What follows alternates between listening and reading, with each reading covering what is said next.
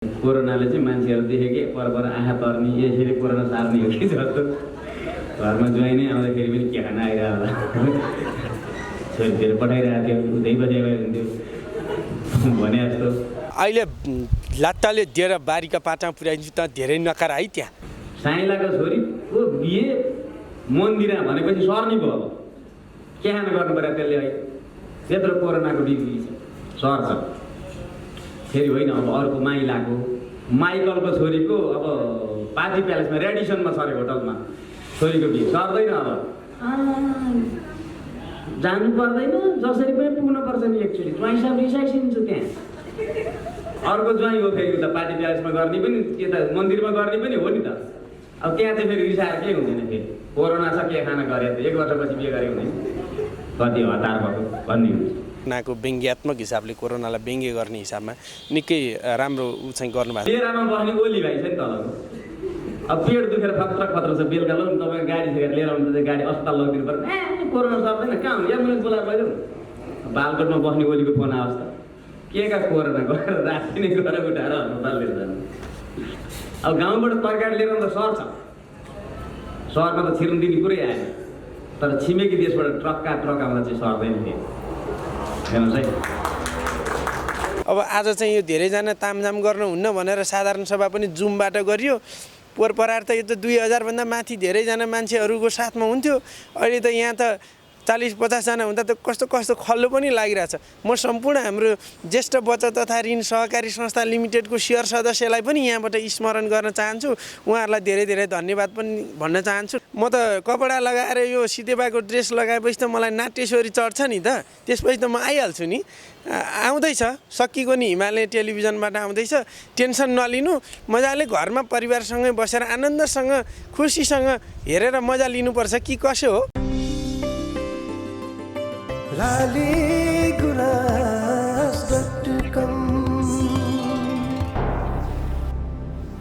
सबै खबर सबैका लागि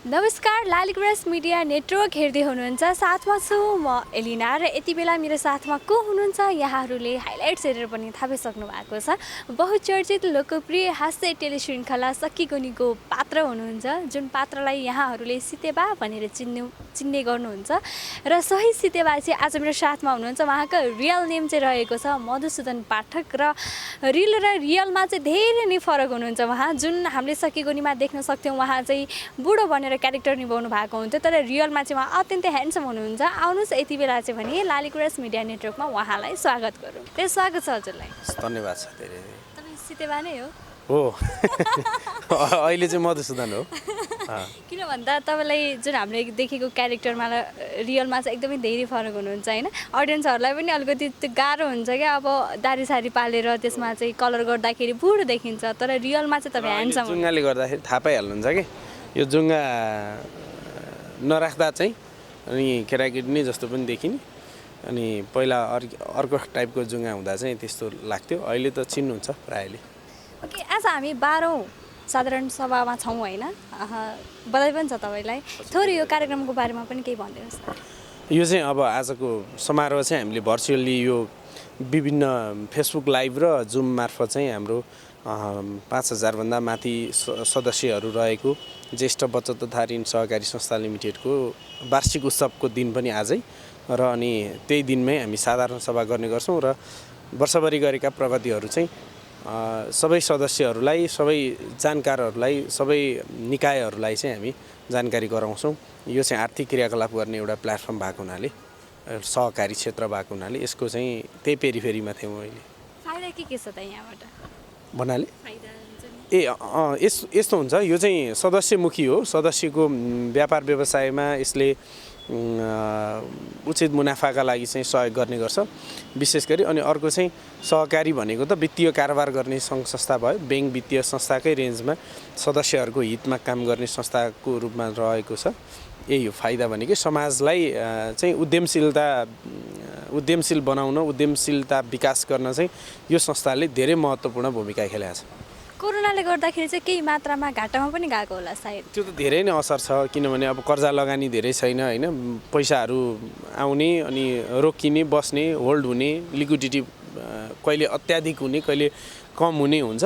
यो वित्तीय क्षेत्रमा यो धेरै अगाडिदेखि चल्दै आएको यो त्यस्तो खालको महामारीभन्दा अगाडि भूकम्प अन्य सिचुएसनमा पनि आर्थिक यो रूपमा चाहिँ धरातलीय स्वरूप आर्थिक रूपमा वित्तीय क्षेत्र नै एकदमै ढलपल भइराख्ने अनि अर्को चाहिँ राजनीतिक अस्थिरताले पनि लगानीको वातावरण नभएकोले गर्दाखेरि त्यति धेरै मानिसहरू उद्यमशीलतामा जान पनि सकेका छैनन्। त्यसले गर्दाखेरि अहिले यो महामारीको पिरियडले त झन् बढी मानिसहरूलाई नैराश्यता अलिकति काम गर्नेमा भन्दा पनि अलि बस्नुपर्छ अब जोगिनुपर्छ भन्नेतिर महामारीबाट जोगिन मात्रै ध्यान केन्द्रित भएको हुनाले चाहिँ मुनाफा केन्द्रित छैन अहिले। पहिला भन्दा अहिले चाहिँ कति जति घाटामा गएको छ दाइ तपाईँ? त्यस्तो घाटामा भनेर त हुँदैन किनभने ठुलो रेन्जको संस्था हो झन्डै 2 अर्ब भन्दा माथिको संस्था भएको हुनाले अब न्यूनतम असर चाहिँ पर्यो नै तर त्यति धेरै पनि असर रहेन किनभने हामीसँग पहिलादेखि कर्जा लगानी भएका कर्जाहरू पनि हुन्छन् अनि बिस्तारै समग्र अहिले फेरि तत्कालीन अवस्थामा पनि लगानीहरू हुने गर्दाखेरि चाहिँ धेरै लगानी पहिले जस्तो हुनुपर्ने अनुपातमा चाहिँ भएन तर जति नभए पनि थोरै लगानीले पनि संस्थालाई त मुनाफाजनक बनाए। झन्डै हाम्रो अहिले 1 करोड 62 लाख चाहिँ मुनाफा गर्यो अहिलेको वर्ष कर अहिलेको मुनाफा चाहिँ त्यो रह्यो। ओके अब हाम्रो अडियन्सहरू चाहिँ अति नै आतुर हुनुहुन्छ हाम्रो सकिगुनी हेर्नलाई हैन। अब यो सुटिङ कहिलेबाट स्टार्ट हुँदैछ? तपाईँहरूले घोषणा त गरिसक्नु भयो हिमालयन टेलिभिजनबाट आउँछ भनेर, अब सुटिङ कहिलेबाट स्टार्ट छ? अब यो सुटिङको चाहिँ अहिले तयारी भइरहेछ सायदै 1-2 दिन पछाडि नै हाम्रो सुटिङको सर्कुलर जारी हुन्छ होला अनि अहिले हाम्रो साथीहरू चाहिँ सबैजना script writing plus field making फिल्डहरू म्यानेजमेन्ट अनि प्लस त्यसको प्रोडक्सनमा के चाहिन्छ हैन त्यो प्रोडक्सनलाई आवश्यक पर्ने वस्तुहरूको चाहिँ जोहो गर्नतिर लाग्नु भएको छ।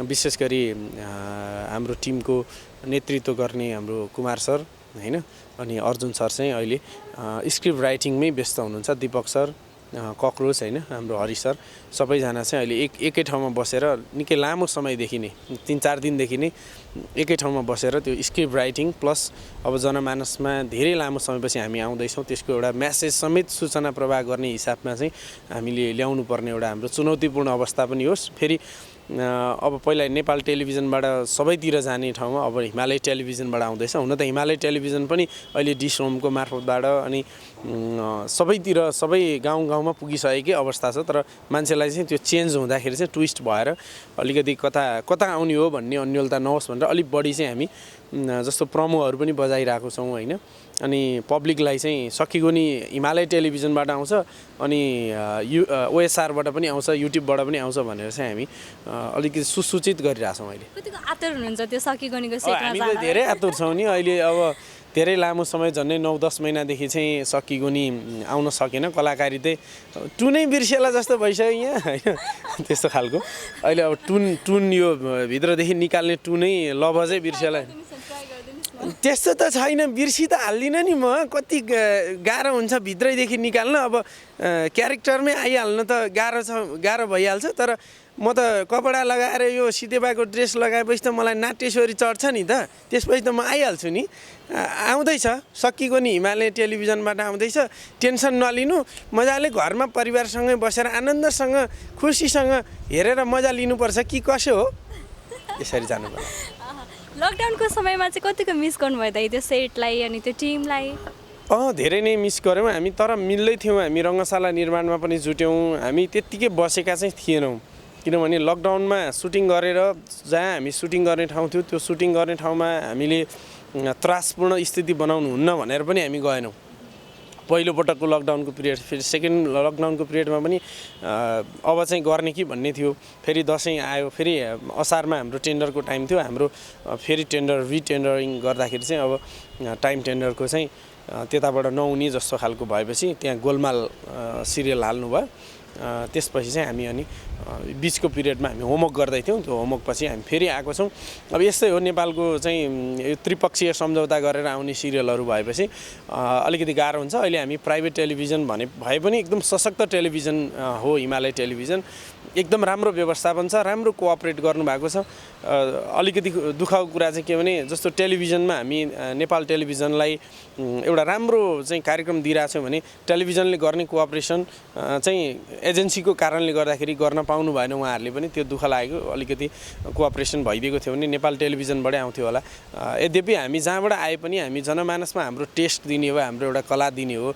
हामीले जे जानेको छौँ, जे सिकेको छौँ, जे चाहिँ हामीसँग छ, हाम्रो कलाको प्रस्तुति गर्ने शैली छ, त्यही नै दिने हो। त्यसका लागि चाहिँ हामी तत्पर छौँ। हामी सधैँ हाम्रो दर्शक श्रोता सबैप्रति चाहिँ हामी हाम्रो कला प्रस्तुतिमा अब्बलता ल्याउन चाहिँ हामी तल्लीन नै रहिरहन्छौँ। ओके, सकीगुनीबाट पहिला भद्रगोल थियो, भद्रगोल फुटेपछि सकीगुनी भयो, जुन एउटा भद्रगोलबाट चाहिँ हामीले सितेबा भनेर चिन्ने एउटा त्यो जुन माध्यम होइन अडियन्सहरूले पनि पाउनुभयो।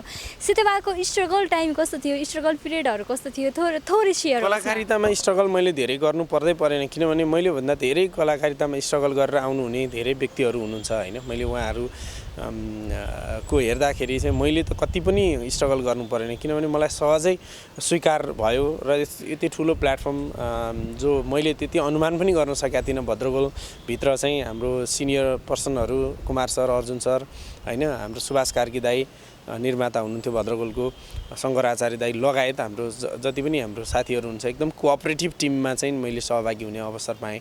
त्यस कारणले मैले चाहिँ कलाकारिता गर्न चाहिँ त्यो मसँग खुबी थिएन। नहुँदै मसँग त्यो प्र्याक्टिस मेक्स म्यान पर्फेक्ट भन्छ नि, त्यो हुँदाहुँदै अहिले त प्र्याक्टिस मेक्स म्यान पर्फेक्ट भन्नेतिर पुगिसक्यो भनेपछि अहिले चाहिँ गर्नलाई त्यति त्यो हेजिटेसन पनि हुँदैन, गर्न पनि मजा आउँछ। पहिला जस्तो त्यस्तो स्ट्रगल पनि गर्नु परेन भन्छु म। अरूहरूको जस्तो अन्य काममा त म स्ट्रगल नै एकदम बढी नै व्यस्त हुने मान्छे हुँ। जस्तो व्यावसायिक क्षेत्रमा पनि एउटा किसिमको नेतृत्व भएको हुनाले चाहिँ सबैतिर ध्यान पुर्याइराख्दाखेरि कता कता अलमल हुने अनि कहिलेकाहीँ सुटिङमै टाइममै नपुग्ने पनि भइरहेको हुँदाखेरि चाहिँ स्ट्रगल जस्तो हुन्थ्यो। तर त्यो स्ट्रगल चाहिँ अरू साथीहरू जो कलाकारिता जगतमा जस्तै हाम्रो केदार दाईहरू होइन, सीताराम मामाहरू, उहाँहरू जो स्ट्रगल गरेर आउनु भएको छ, दीपक दाईहरू, हाम्रो हरिवंश दाई, मदन कृष्ण दाईहरूले जुन स्ट्रगलको फेजहरू गर्नुभएको छ नि, जतिखेरको अवस्थामा राम्रो प्लेटफर्म पनि नहुने, आफै क्रिएट गर्नुपर्ने, आफै क्रिएट गर्दा पनि पब्लिकले त्यति सिम्प्याथी नदिने, त्यो सिचुएसनहरूबाट उहाँहरू गुज्रेर आउनुभयो। तर मैले चाहिँ त्यो अनुभूति गर्नै पाइनँ। मलाई चाहिँ एकदमै फेभरेबल गर्नुभयो, सबैले एकदम माया गरिदिनु भएको छ होइन।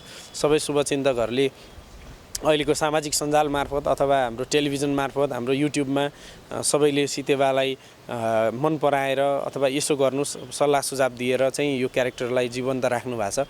म चाहिँ एकदम धेरै धेरै धन्यवाद पनि दिन चाहन्छु। कहिलेकाहीँ घरमा पनि टाइम दिन भ्याउनुहुन्न होला, भाउजू कतिको रिसाउनुहुन्छ टाइम दिन नभ्याउँदा चाहिँ? रिसाउनुहुन्न, उहाँ पनि बुझ्ने मान्छे हो। अब यस्तै हो, कहिलेकाहीँ राति ढोका खोल्न आउनु पर्दा चाहिँ रिस उठ्दो हो। तर अब हामी अब 2 बजीसम्म नि कहिलेकाहीँ सुटिङमा हुन्छौँ, कहिले के हुन्छ, कहिले कुनै सिचुएसनहरू त्यस्तै हुन्छ। तर मैले त्यस्तो रिसाएको चाहिँ एकदमै मसँग एग्रेसिभ भएको चाहिँ छैन, त्यस्तो छैन। नदेखाउनु भएको खै भित्रभित्र रिसाउने बानी पनि हुन्छ, यो लेडिज मान्छेहरूको चाहिँ गम्भीरै हुन्छ होइन। अनि एकैचोटि ब्लास्ट हुने होला नि त कहिले भोलि पर्सितिर होइन। छैन त्यस्तो झगडा पर्ने भनेर, त्यस्तो झगडा गर्ने फुर्सद पनि छैन। उहाँ पनि व्यस्तै हुनुहुन्छ, उहाँ पनि सहकारी क्षेत्रमै एउटा नेतृत्वमा हुनुहुन्छ। त्यस कारणले गर्दाखेरि त्यस्तो छैन। तपाईँहरूको लभ म्यारेज नै हो? पहिला अब एरेन्ज भयो अनि लभ गरौँ होइन, पहिला एरेन्ज अनि लभ। तपाईँले क्यारेक्टर पनि गर्नुहुन्छ हाम्रो कुमार कटेल होइन, अनि त्यस पछाडि पाडे। आज उहाँहरूको चाहिँ नगरौँ, किनभने आज अलिक घाँटी पनि दुखेको छ, फर्मल ड्रेसमा पनि छु। अहिले लात्ताले दिएर बारीका पाटा पुर्याइदिन्छु त धेरै नकार है त्यहाँ भन्ने टाइपको हुन्छ उहाँको होइन। अनि अब त्यो माग्ने बुढाको चाहिँ म एकदम जीवन्त क्यारेक्टर हो उहाँको होइन। भर्खरै अब केदार दाई पनि आउनुभएको थियो हाम्रो कार्यक्रममा विशिष्ट अतिथिको रूपमा। हाम्रो पेजमा चाहिँ उहाँले एकदम मिठो चाहिँ कोरोनाको व्यङ्ग्यात्मक हिसाबले, कोरोनालाई व्यङ्ग्य गर्ने हिसाबमा निकै राम्रो चाहिँ गर्नुभएको छ। मैले सेयर गरेको छु, मेरो टाइम लाइनमा छ फेसबुकमा। केदार दाई जस्तो लेजेन्ड पर्सनहरूसँग पनि यसरी यही क्षेत्रको हिसाबले चाहिँ सामिप्यता हुन पुग्यो र हाम्रो आतिथ्यता ग्रहण गर्न पनि आइदिनु भयो संस्थागत रूपमा। धेरै शेयर सदस्यहरू खुसी हुनुहुन्छ, अघि धेरै हाँस्नुभयो होइन। धेरै व्यक्तिहरूले त्यहाँ पेजबाट, हाम्रो फेसबुक लाइभबाट चाहिँ उहाँलाई सम्बोधन गर्नुभएको छ। धेरै आभारी छौँ।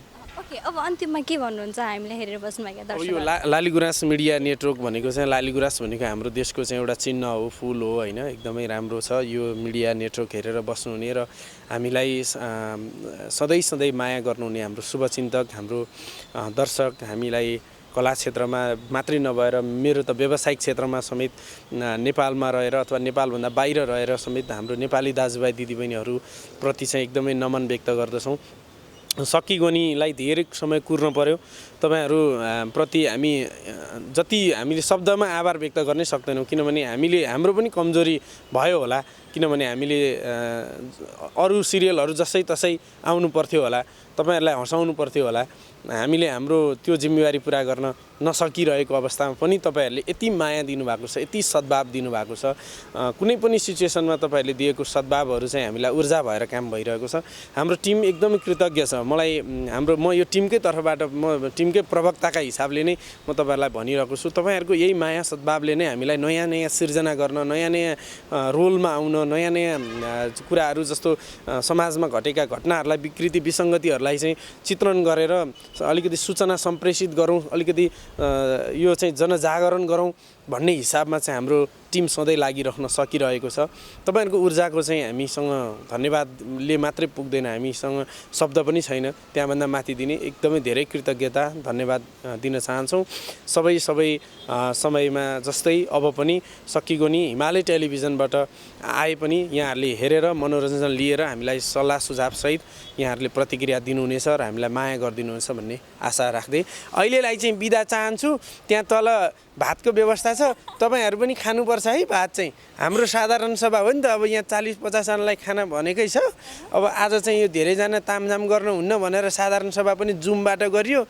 पोहोर परार त यो त 2000 भन्दा माथि धेरैजना मान्छेहरूको साथमा हुन्थ्यो, अहिले त यहाँ त 40-50 जना हुँदा त कस्तो खल्लो पनि लागिरहेछ। म सम्पूर्ण हाम्रो ज्येष्ठ बचत तथा ऋण सहकारी संस्था लिमिटेडको सेयर सदस्यलाई पनि यहाँबाट स्मरण गर्न चाहन्छु। उहाँहरूलाई धेरै धेरै धन्यवाद पनि भन्न चाहन्छु। नमस्कार छ सबैजनालाई, धेरै धेरै धन्यवाद। Thank you so much. सबैलाई मेरो नमस्कार छ। सर्वप्रथम यो ज्येष्ठ बचत तथा सहकारी ऋण सहकारी संस्थालाई धेरै धेरै बधाई छ। यसै गरी खरबौँ अगाडि बढिरहोस्। यो सहकारीबाटै गर्नुपर्ने हो, अन्तबाट होला छैन, टाट पल्टिँदै आएको छ अन्तबाट। सहकारीबाट चाहिँ राम्रो भइरहेको छ। अरब सुन्न पाउने यतै सहकारीतिर जाँदाखेरि हो, अरू त भन्दैन व्यापारी स्यापारी साथीहरू कहाँ गयो भने कतिको व्यापार छ भने छैन। सहकारीतिर आयो भने यति अरब त्यति अरब सुन्न पाउने चाहिँ यही नै हो। यस्तो अवस्थामा पनि यो कोभिडको मारामारीमा पनि यसरी अगाडि बढ्दै हुँदो रहेछ।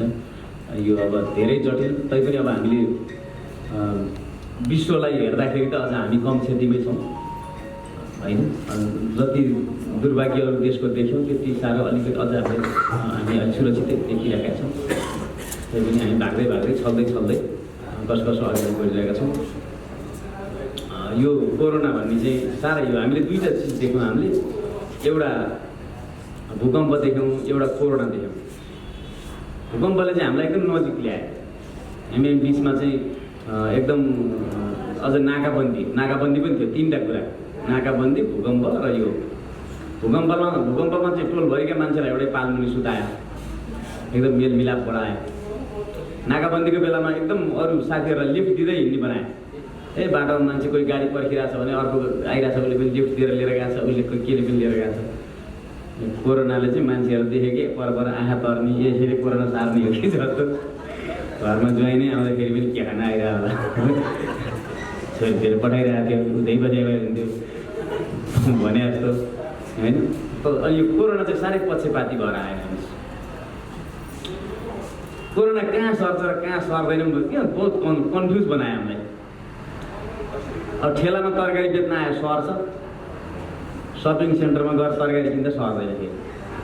हेर्नुहोस् है, अब घरमा कोही मान्छे आयो तलबाट काका हुनुहुन्छ भन्यो भने सर्छ, तलबाट फेरि त्यस्तै खालको अर्को आएर काका भइसिन्छ भन्यो भने फेरि सर्दैन, अझ अङ्कल भइसिन्छ भने त सर्दैन। हेर्नुहोस् है, यो एकदमै पक्षपाती छ। अब मान्छेले भिरमौरीको मह बेच्न ल्यायो भने सर्छ फेरि, तर हनी बेच्न आयो, मार्केटिङ गर्न आयो भने सर्दैन फेरि। हेर्नुहोस् है, अब गाउँबाट तरकारी लिएर त सर्छ, सहरमा त छिर्न दिने कुरै आएन, तर छिमेकी देशबाट ट्रक आउँदा चाहिँ सर्दैन थियो। हेर्नुहोस् है, तरकारीमै लगाइदिएछ यहाँ मान्छेको थाहा पाइयो। अब साइलाको छोरीको बिहे रे हेर्नुहोस्, पार्टी प्यालेस उसमा मन्दिरा, साइलाको छोरीको बिहे मन्दिरा भनेपछि सर्नी भयो। अब के खान गर्नु पर्यो त्यसले? है त्यत्रो कोरोनाको बिग्री सर्छ। फेरि होइन, अब अर्को माइकलको छोरीको अब पार्टी प्यालेसमा रेडिसनमा सरे होटलमा छोरीको बिहे सर्दैन। अब जानु पर्दैन, जसरी पनि पुग्नुपर्छ नि। एक्चुअली ज्वाइँ साहब रिसाइसिन्छ त्यहाँ। अर्को ज्वाइँ हो फेरि उता पार्टी प्यालेसमा गर्ने पनि, यता मन्दिरमा गर्ने पनि हो नि त। अब त्यहाँ चाहिँ फेरि रिसाएर केही हुँदैन। फेरि कोरोना छ, के खाना गरे त 1 वर्षपछि बिहे गरे हुँदैन, कति हतार भएको भन्ने हुन्छ। पैसा सापट माग्न आयो भने एकदम सर्ने भयो। फेरि पैसा तिर्न आयो भने सर्दैन। कति कहिलेदेखि डुबेको पैसा तिर्न भनेर आयो भने के का कोरोना न सोरेन है। यस्तो छ। अब डेरामा बस्ने ओली भाइ छ नि तलको, अब पेट दुखेर खतरा छ, बेलुका ल तपाईँ गाडी छेकेर लिएर आउनु, गाडी अस्पताल लगिदिनु पर्छ। कोरोना सर्दैन, कहाँ हुनु, एम्बुलेन्स बोलाएर लैजाउँ। बालकोटमा बस्ने ओलीको फोन आउँछ, के का कोरोना गरेर राति नै गएर उठाएर अस्पताल लिएर जानु। यस्तै छ। बस्नेका पनि तरिका छन्। अब सुरुमा कस्तो हुन्छ भने यो अहिले त अझ बरु अलि हेपिसक्यो हामीले कोरोनालाई।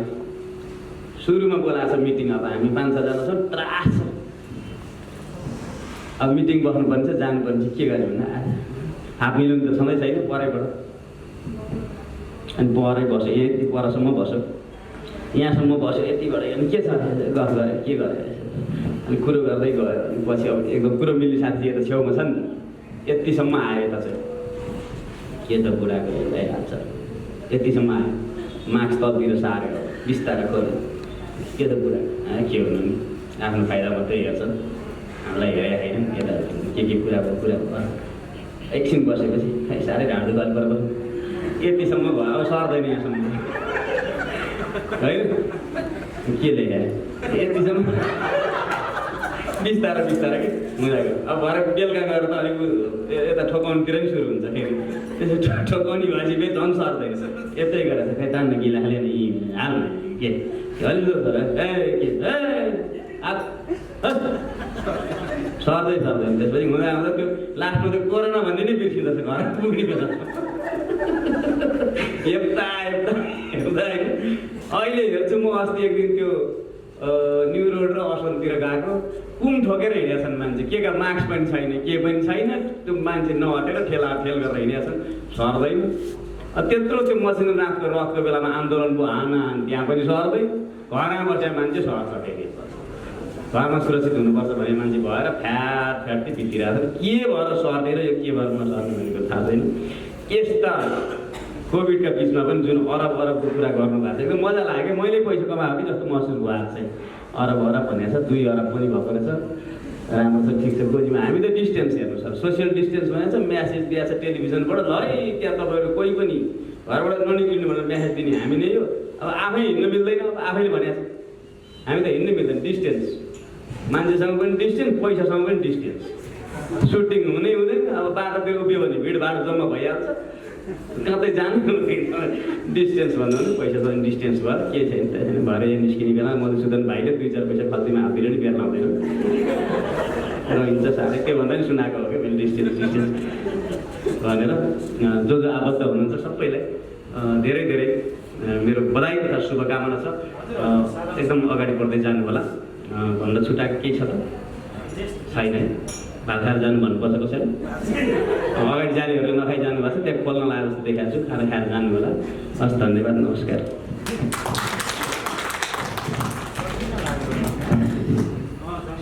सेवा, बचत फिर्ता, कर्जा लगानी होस् अथवा निरन्तर सदस्यको व्यवसाय निरन्तरताका लागि सहयोग गर्ने कुरामा, मोटिभेसन गर्ने कुरामा र सदस्यलाई सेवा विस्तार गर्ने कुरामा सम्पूर्ण व्यक्तित्वहरूको अहम भूमिका रहेको छ। हाम्रो संस्थाको हिजोदेखि नै हामी यो आरोह अवरोह झेल्दै आएको भएर पनि होला हामीलाई खासै त्यस्तो यो चाहिँ संस्थाले अहिलेको भोगाई मात्र होइन, कहिले हामी भूकम्प भोग्यौँ, भूकम्पमा त्यस्तै किसिमको भोगाई रह्यो, हामीले संस्था नै स्थानान्तरण गर्नुपर्ने अवस्था पनि रह्यो। यो स्थानसम्म आउनमा सबैको उचित मूल्याङ्कन गर्न लायक खालको उचित किसिमको भूमिका मैले पाएको छु। यहाँहरू सबै यसको भागीदार हुनुहुन्छ, यहाँहरू सबैलाई म धन्यवाद दिन चाहन्छु। समग्र अहिले हाम्रो प्रमुख अतिथिज्यू एउटा सहकारी क्षेत्रको प्रखर व्यक्तित्व, प्रभावकारी नेतृत्व पनि हुनुहुन्छ। उहाँ भइरहेको अवस्थामा केही कुरा पनि गर्न मलाई मन लाग्यो। हुन त खास स्वागत गरौँ यहाँहरू सबैलाई, विभिन्न माध्यमबाट हेर्नुहुने व्यक्तिलाई भनेर आएको छौँ, तैपनि अलिकति कुरा राख्न मन लाग्यो। समग्र सहकारीको इतिहास, परिवर्तनशील इतिहास हेर्दाखेरि धेरै आरोह अवरोहहरू सहकारी अभियानले यो झेलिरहेको छ। अहिले पनि हामी विकृति विसङ्गति अनि फेरि ती सम्भावनाहरू सँगसँगै जुझ्दै अगाडि बढ्नुपर्ने एउटा यस्तो अवस्थामा पनि छौँ। तसर्थ सहकारीको अभियानको एउटा हट्टाकट्टा भएको हिसाबले पनि अहिले दोहोरो जुन सदस्यताका कुराहरू, त्यसै गरी सन्दर्भ ब्याज दरका कुराहरू, अलिकति सहकारी सङ्घ संस्थाका नेतृत्वहरूलाई अलिकति मोटिभेसन भन्दा पनि अलि ह्यारेसमेन्ट गर्ने खालका, त्यस्तो किसिमको उत्साहित भन्दा पनि निरुत्साहित गर्ने खालका कहिलेकाहीँ भावनाहरू र कहिलेकाहीँ त्यस्तो कुराहरू आइरहँदा सोसाइटीमै, समाजमै, सहकारीको अभियानमै कता कता केही नपुग भएको, कतै नुन नपुगेको जस्तो खालको फिल भएको छ। सायद अहिले उहाँले त्यो सम्बोधन पनि गर्नुहुन्छ होला। हाम्रो ज्येष्ठ बचत तथा ऋण सहकारी संस्था पनि अछुतो छैन। त्यो परिवेश सँगसँगै हामीले हाम्रो संस्थालाई उभ्याउँदै अगाडि बढिरहेका छौँ। यो 12औं वार्षिक साधारण सभा, 13औं वार्षिक उत्सवसम्म आइपुग्दा हामीले निकै त्यो अवरोहहरू झेलेका छौँ। यो कुरा यहाँहरूलाई म राख्न चाहन्छु। र हाम्रो आजको यो साधारण सभा विभिन्न माध्यमबाट हेरेर र यसलाई मनन गरेर हाम्रो पछिल्लो समयमा अहिले पछाडिको पङ्क्तिमा अध्यक्षज्यूको प्रतिवेदन, लेखा समितिको संयोजकज्यूको प्रतिवेदन र त्यहाँ भएका हामीले गरेका हाम्रो वार्षिक प्रतिवेदनमा प्रगति भएका कुराहरू र केही हाम्रा कमी कमजोरीहरू पनि अवश्य रहन्छन् काम गर्ने मानिसको। त्यो कमी कमजोरीहरूलाई समेत यहाँहरूले अध्ययन, मनन र उचित सल्लाह सुझावको समेत हामी अपेक्षा राख्न चाहन्छौँ, दिनुहुनेछ भन्ने आशा राख्दछौँ। र साथसाथै यहाँहरू सबै विभिन्न माध्यमबाट, फेसबुक लाइभबाट, जुमबाट र प्रत्यक्ष रूपमा पनि हामीसँग रहनुहुने सम्पूर्णलाई यो कार्यक्रममा स्वागत व्यक्त गर्दै यहाँहरू सबैको बाँकी पल अत्यन्तै सुखमय, एकदमै सुखद रहोस् भन्ने भनाइसहित आफ्नो भनाइहरू यही अन्त्य गर्दछु। धन्यवाद। अब हामी यो कार्यक्रम समुद्घाटनतर्फ जाउँ। ल, ह्यापी बर्थडे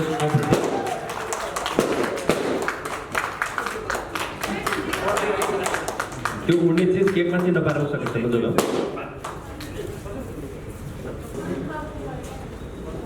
कोभिडको प्रभाव हो त्यो।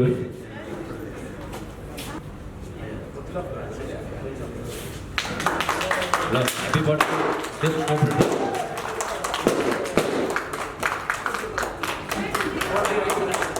त्यो उड्ने चिज केकमा चाहिँ नपार्न सकिन्छ बुझ्नु।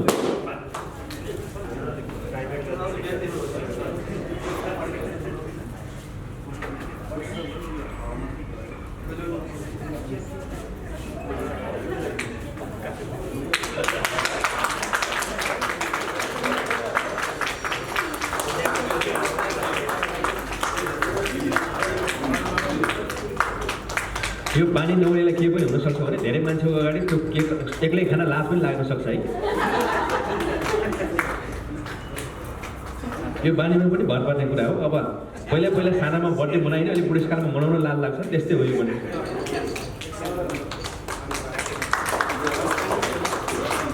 यहाँ सबैजना धेरै धेरै धन्यवाद। म पुनः आफ्नै यथास्थानमा आएर आशीर्वादको लागि गर्न चाहन्छु। सबैजनालाई कृपया यथास्थानमा बस्छु। अब हामी यसलाई अलिकति नलम्ब्याउँ, सकेसम्म यो भर्चुअल भएको कारणले जोडिने क्रम बढी छ, त्यसलाई हामीले औपचारिकतालाई अलिकति कम पनि गर्नुपर्छ। हामी बन्द सत्र अलिकति प्राथमिकतामा राखौँ न।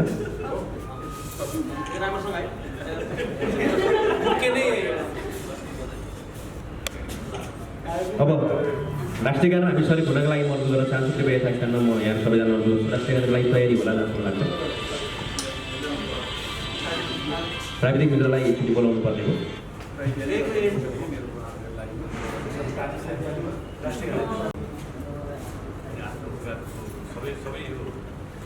यो प्राविधिक हुँदैछ।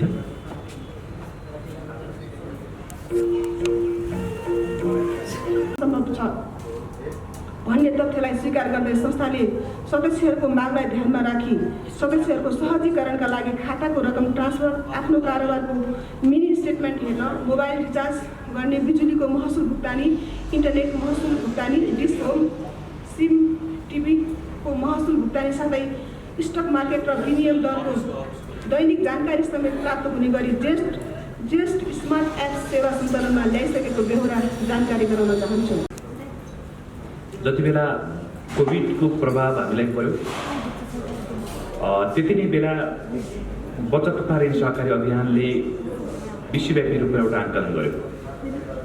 यो कोभिडको प्रभाव सँगै एकातिर हामीले जोखिमलाई सामना गर्नुपर्छ, अर्कोतिर विपदको पनि सँगै सामना गर्नुपर्छ।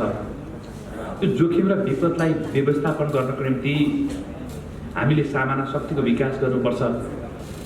त्यो सामान्य शक्तिको विकास गर्नुको निम्ति हामी जुन बेला विश्वव्यापी रूपमा लकडाउन सुरु भयो त्यति बेला हामी मोर्चामा थियौँ, हामी छलफलमा थियौँ, विश्वव्यापी रूपमा हामी छलफल गरिरहेको थियौँ। त्यो छलफल गरिरहँदा हामीले यो 3 तहमा प्रभाव पर्छ भन्यौँ। पहिलो प्रभाव सदस्यलाई पर्छ, त्यो विषयमा हाम्रा संस्थाहरू सजग हुनुपर्छ र त्यसको निम्ति नेपालमा भएका धेरै संस्थाहरूलाई हामीले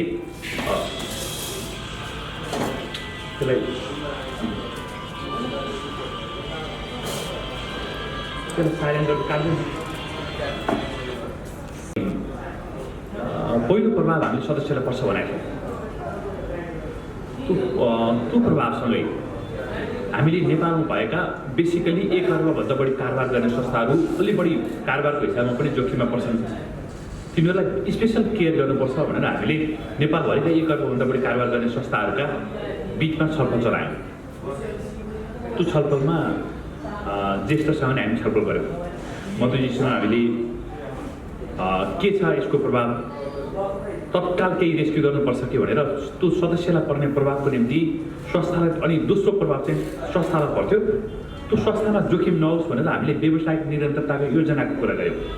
त्यति मात्रै होइन, तत्काल हामीले 2 अर्ब पैसा, 1 अर्ब राष्ट्रिय सहकारी ब्याङ्कबाट, 1 अर्ब नेस्कुलबाट राखेर तत्काल सदस्यलाई त्यस्तो अप्ठ्यारो पर्यो, पैसा प्रवाहको समस्या पर्यो भने त्यसलाई व्यवस्थापन गर्ने प्रत्याभूतिका साथ मैले एनाउन्स गरेँ।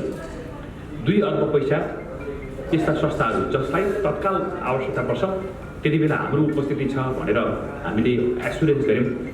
अनि त्यो एस्युरेन्स गरिरहँदा पटक हाम्रो संवादसँग ज्येष्ठ जोडिएको थियो।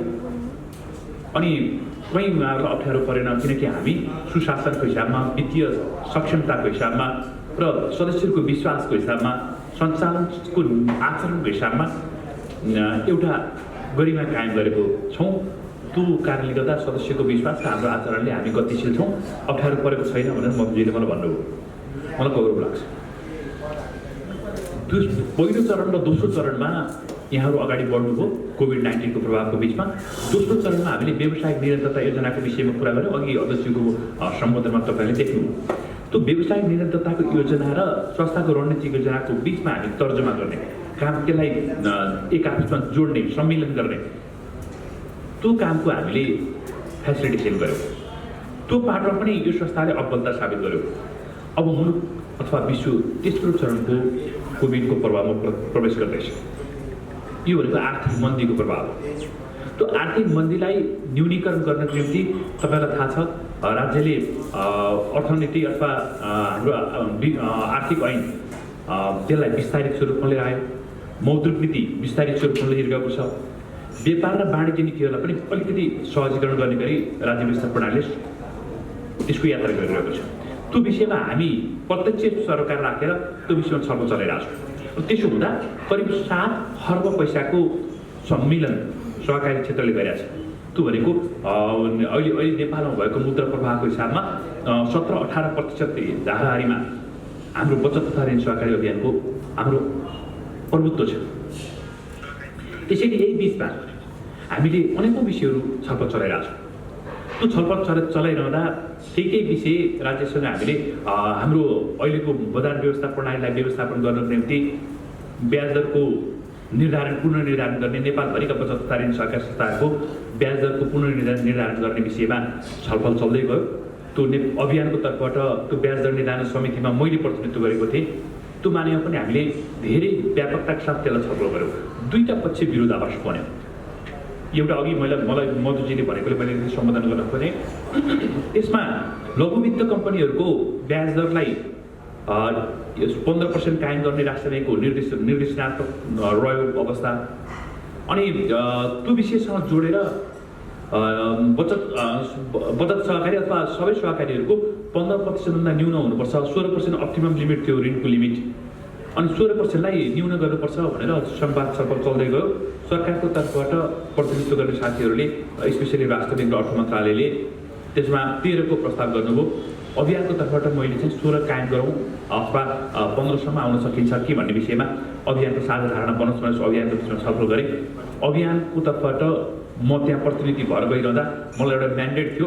त्यो म्यान्डेटको आधारमा 15% सम्म तपाईँ कायम गर्न सक्नुहुन्छ भन्ने विषयमा मलाई अभियानले म्यान्डेट दिएको थियो। हामी त्योभन्दा म त्यहाँ बैठकमा जानुभन्दा अगाडि अभियानसँग बसेर गएको थिएँ। राष्ट्रिय सहकारी महासङ्घमै बसेर धेरै साथीहरू प्रतिनिधिमूलक ढङ्गले छलफल गऱ्यौँ र त्यहाँको प्रतिनिधित्वको साथ म बैठकमा गएँ। पहिलो बैठक, दोस्रो बैठकमा हामी विभिन्न विषयमा हाम्रो कुरा राख्दै गयौँ। 13% भन्दा राज्य अगाडि बढ्ने स्थिति देखिएन। लामो सङ्घर्ष पछाडि हामीले एउटा सैद्धान्तिक सहमति गऱ्यौँ। अनि त्यो सैद्धान्तिक सहमति उहाँ राज्यको तर्फबाट एउटा प्रस्तुति भयो। अनि त्यो प्रस्तुतिको विषयमा हामीले 15% कायम गर्ने विषयमा हामीले प्रस्ताव राखेका थियौँ। 15% त्यो लघुवित्त कम्पनीभन्दा तल आउनुपर्छ भन्ने विषयमा राज्यको अलि बढी दबाब रह्यो। अनि त्यो दबाब पछाडि हामीले विश्लेषण गऱ्यौँ। लघुवित्त कम्पनीमा त्यसले पुँजी निर्माणमा कुनै सहभागिता गर्दैन, राष्ट्रिय पुँजीको निर्माणमा त्यसले सहभागिता गर्दैन।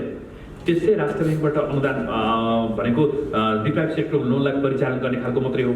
वास्तवमा यसले राज्यको अर्थव्यवस्था प्रणालीमा सृजनात्मक सकारात्मक सहयोग गर्दैन। राष्ट्रिय पुँजीको निर्माण गर्ने सहकारी क्षेत्रलाई त्यो ढङ्गले उनीहरूसँग तुलना गर्ने खालको कुरो हुँदैन।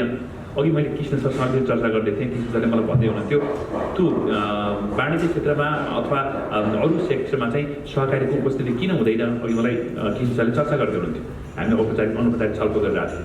हामी नेपालको अर्थव्यवस्था प्रणालीमा संविधानले 3 खम्बे अर्थनीति भन्ने त्यो अनुसारको त्यो विकास परिषदमा पनि यो पटक मैले सहभागिता जनाएको थिएँ।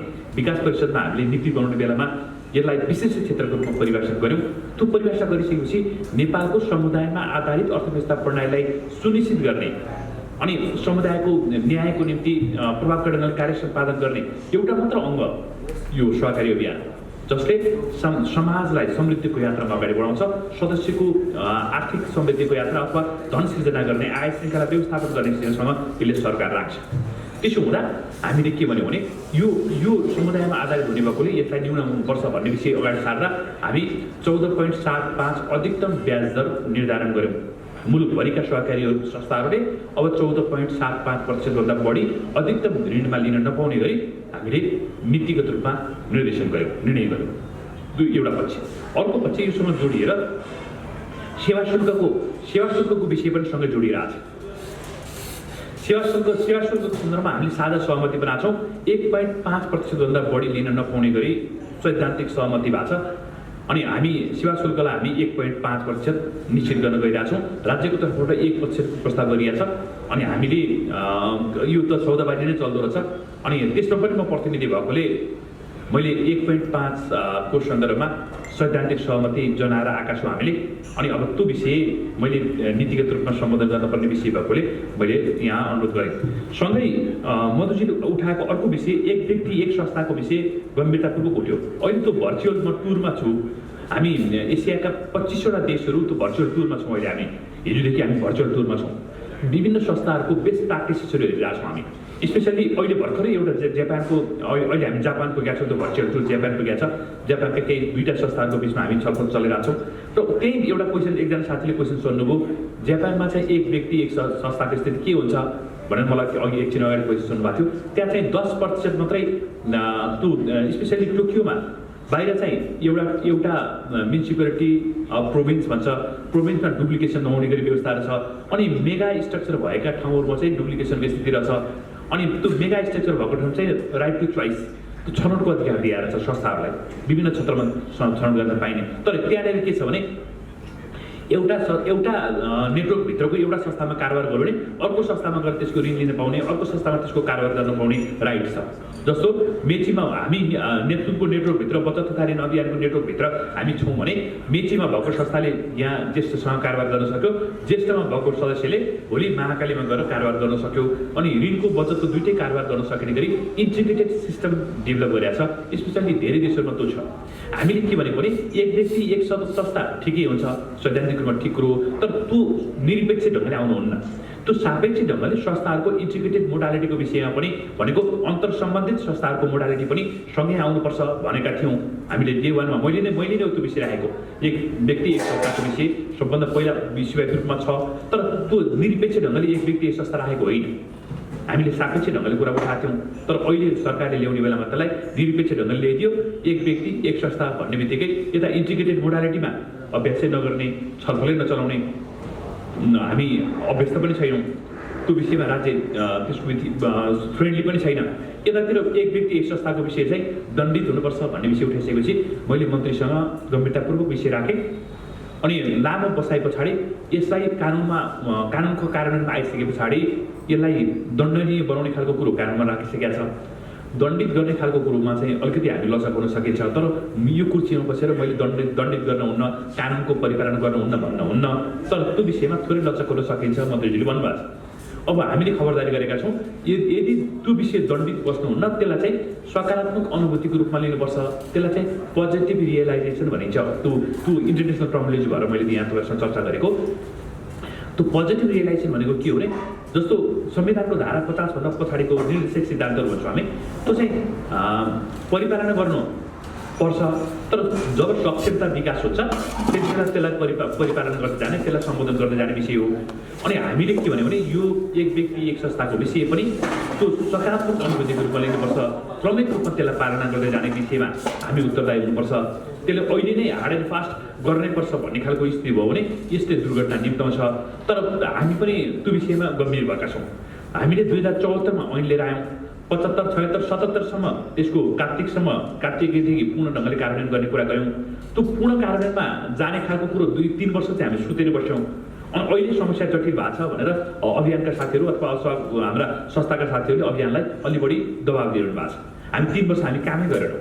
अब जब राज्य दण्डित गर्ने मोडालिटीमा आयो त्यति बेला हाम्रो साथीहरूले यो विषयमा अलिकति तपाईँहरूले लबिङ गरिदिनु पर्यो भनेपछि हामीले केही मात्राको लबिङ गरेका छौँ। तर हाम्रो यो हामी 3 वर्षसम्म मूर्छित रहने विषय त्यो मात्रै होइन, हामी मात्रै मूर्छित भएको होइन। राज्यले 3 वर्षसम्म कार्यान्वयन गर्ने विषय तपाईँको कुनै पनि विषय सहकार्य अनुकूल हुने विषयमा पहल कदमी लिएन। त्यो कर्जा सूचना केन्द्रको नाममा होस्, त्यो ऋण असुली न्यायाधिकरणको नाममा होस्, अनि अन्तर सहकारी कारोबार गर्ने सम्बन्ध होस्, र अनेकौँ विषयहरू श्रृङ्खलाबद्ध विषयहरू छन्। मैले यति बेला चर्चा गरिनँ। त्यो श्रृङ्खलाबद्ध विषयमा त्यो जुन चाहिँ राज्यले गर्नुपर्ने दायित्वभित्रका विषयमा राज्य उदासीन हुने अनि सहकारी संस्थालाई प्रभाव पर्ने क्षेत्रमा चाहिँ राज्य अग्रगामी हुने, यो विषयले अलिकति गम्भीर बनाएको छ। हामीलाई भनेको हामीलाई अप्ठ्यारो पर्ने कुरा एकदमै छिटो राज्य द्रुत ढङ्गले आउने, अनि राज्यले व्यवस्थापन गर्नुपर्ने, राज्यले नियमित गर्नुपर्ने, राज्यले प्रबन्धन गर्ने विषयमा चाहिँ राज्य अलिक बढी निरुत्साहित हुने अथवा त्यतातिर उद्यत नहुने, यो परिपाटीले चाहिँ राज्यको हामीले प्रभावकारिता देखेका छैनौँ। त्यसैले हामीले राज्यसँग खबरदारी गऱ्यौँ। हिजो अस्ति मात्रै मैले नेपाल सरकारका सबै अधिकारीहरू राखेर हाम्रो अभियानका साथीहरू बसेर हामी नेप्सकुलले केही कार्यविधिहरू बनायौँ। त्यो कार्यविधिमा हामीले सबै जिल्लाहरूमा प्रतिनिधिमूलक ढङ्गले छलफल चलायौँ, विस्तारित मञ्चहरू चलायौँ, प्रतिनिधिमूलक ढङ्गले छलफल चलायौँ। त्यो छलफल चलाइसके पछाडि एउटा निष्कर्ष आयो। त्यो निष्कर्षको आधारमा अस्ति मन्त्रालयलाई हामीले 6वटा कार्यविधि बुझाएको छौँ।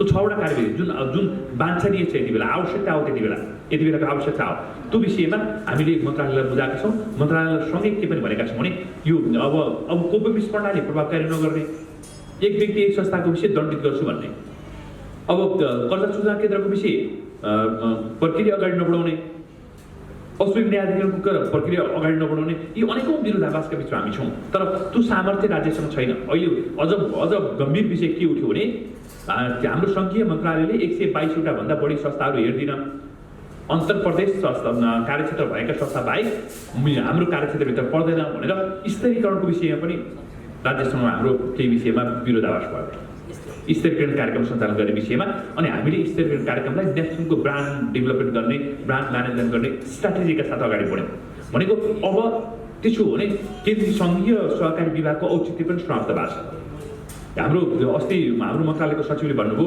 122वटै संस्था मात्रै रेगुलेसनको मेकानिजमभित्र पर्ने हो नि त किन त सहकारी विभाग चाहियो त्यसलाई मन्त्रालयको महाशाखा मार्फत सञ्चालन गर्दै भइहाल्यो त हाम्रो सहकारी सचिवले भनेको विषय हो यो अब यदि यस्तो स्थिति हो भने तर प्रदेश चाहिँ पूर्वाकार ढङ्गले कार्य सम्पादन गर्ने स्थितिमा छैन तथ्याङ्क राख्ने स्थितिमा छैन प्राविधिक सहयोग गर्ने स्थितिमा छैन अनि अनुगमन गर्ने सामर्थ्य राख्दैन त्यति मात्रै होइन नियमनको कुरो पनि छैन प्रबन्धनात्मक कुरो पनि छैन प्रदेशसँग त्यही अवस्था पालिकासँग छ अब हामीले अभियान बलियो हुन सकेन भने यसले हामीलाई कमजोर बनाउँछ त्यसैले कोभिड-19 को प्रभाव हामी तेस्रो चरणमा प्रवेश गर्दैछ यो तेस्रो चरण भनेको आर्थिक मन्दीको अवस्था हो मैले 3टा चरण भने एउटा प्रारम्भिक चरण सदस्यमा पर्ने प्रभाव द्वितीय चरण संस्थामा पर्ने प्रभाव त्यसको निम्ति नियामक निकायको भूमिका त हामी तेस्रो चरणमा चाहिँ अब यो क्रमिक रूपमा यो हाम्रो अराज्य व्यवस्था प्रणालीमा देखा पर्छ